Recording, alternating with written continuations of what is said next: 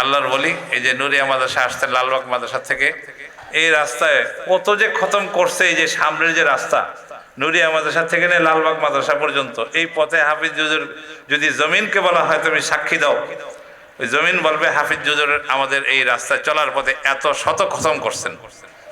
কারণ অনেকবার এখান থেকে হাইটে হাইটে আসছেন, গাড়ি দিয়ে আসছেন, তখন তো পায়ে হেঁটে আসছেন। এই বুড়িগঙ্গা নদীকে যদি জিজ্ঞাসা করা হয় আর বুড়িগঙ্গা নদীর যদি জবান খুলে যায় বলতে পারে, তাহলে এই বুড়িগঙ্গা নদীও সাক্ষী দিবে হাফিজ হুজুর শত শত খতম আমার। হাফিজ হুজুর রহমতুল্লাহ আলাইহির নাম তো শুনছেন তাই না?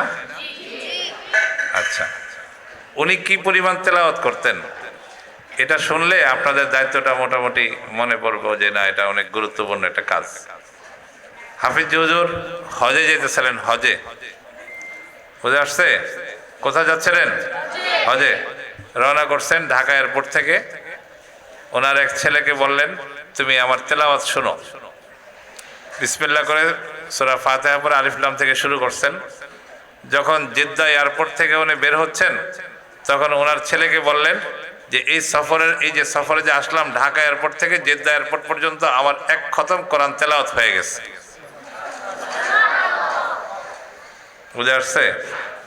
আচ্ছা, আরেকটা ঘটনা শোনাই ওনার। আশরাফ আলী থানভী রহমতুল্লাহ আলাইহির নাম শুনছেন? উনি একবার ওনার পীর সাহেব ছিলেন হাফিজ হুজুর রহমতুল্লাহ আলাইহির পীর সাহেব। হাফিজ হুজুরকে বললেন তুমি জঙ্গলে যায় কোরআন শরীফ তেলাওয়াত করো। আজকে রাত্রে কোথায় যায় কোরআন শরীফ তেলাওয়াত করবা? জঙ্গলে যায়। হয়তো জঙ্গলে যা তেলাওয়াত করার কথা এটা পরীক্ষামূলক বলছেন। হাফিজ হুজুর আর কোনো কিছু দেখেন না, সোজা জঙ্গলে চলে গেছেন। এশার নামাজের পরে জঙ্গলে চলে গেছেন, ফজরের নামাজের সময় আসছেন। তো হাফিজ হুজুরের একজন বন্ধু ছিলেন, দোস্ত ছিলেন, হযরত মাওলানা শামসুল হক ফরিদপুরি রহমতুল্লাহ আলাই। ওনার নাম শুনছেন? মাশাআল্লাহ, সবাই শুনছেন। শামসুল হক ফরিদপুরি রহমতুল্লাহ আলাই হাফিজ হুজুরকে জিজ্ঞেস করে মোহাম্মদুল্লাহ জঙ্গলে সারা রাত কিভাবে কাটাইছো? দেখেন, খেয়াল করেন কিভাবে কাটাইছে। জঙ্গলে ছিলেন। হাফিজ হুজুর বলছেন 2 রাকাত নামাজে এক খতম কোরআন শরীফ পড়ছি। 2 রাকাত নামাজে কি করছেন? এক খতম কোরআন শরীফ তেলাওয়াত পড়ছেন। তা হাফেজদের কিন্তু অনেক বড় দায়িত্ব। আপনারা আল্লাহ তাআলা আপনাদেরকে কোরআনের সাথে নিসবত কায়েম করে দিয়েছেন। আপনারা সর্বহালাতে তেলাওয়াত করতে থাকবেন। আল্লাহর বলি এই যে নুরিয়া মাদ্রাসা আসতে লালবাগ মাদ্রাসা থেকে এই রাস্তায় কত যে খতম করছে। এই যে সামনের যে রাস্তা নুরিয়া মাদ্রাসা থেকে নিয়ে লালবাগ মাদ্রাসা পর্যন্ত এই পথে হাফিজ হুজুর যদি জমিনকে বলা হয় তুমি সাক্ষী দাও, ওই জমিন বলবে হাফিজ হুজুর আমাদের এই রাস্তায় চলার পথে এত শত খতম করছেন। কারণ অনেকবার এখান থেকে হাইটে হাইটে আসছেন, গাড়ি দিয়ে আসছেন, তখন তো পায়ে হেঁটে আসছেন। এই বুড়িগঙ্গা নদীকে যদি জিজ্ঞাসা করা হয় আর বুড়িগঙ্গা নদীর যদি জবান খুলে যায় বলতে পারে, তাহলে এই বুড়িগঙ্গা নদীও সাক্ষী দিবে হাফিজ হুজুর শত শত খতম আমার উপরে করছেন চলার সময়। তো এই যে হাফিজ হুজুরের এই 2টা ঘটনা থেকে আমি আপনাদেরকে বলবো, এটা থেকে আপনারা নসিহত অর্জন করেন।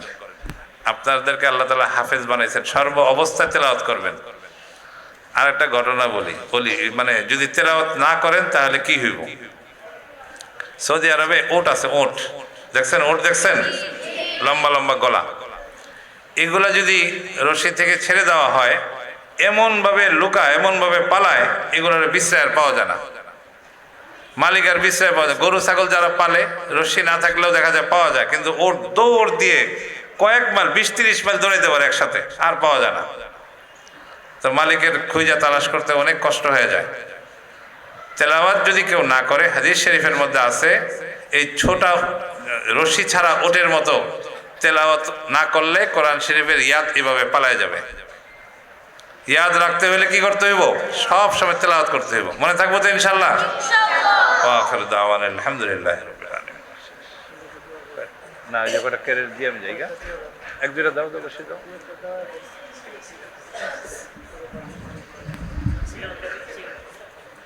1-2টা আমি দিয়ে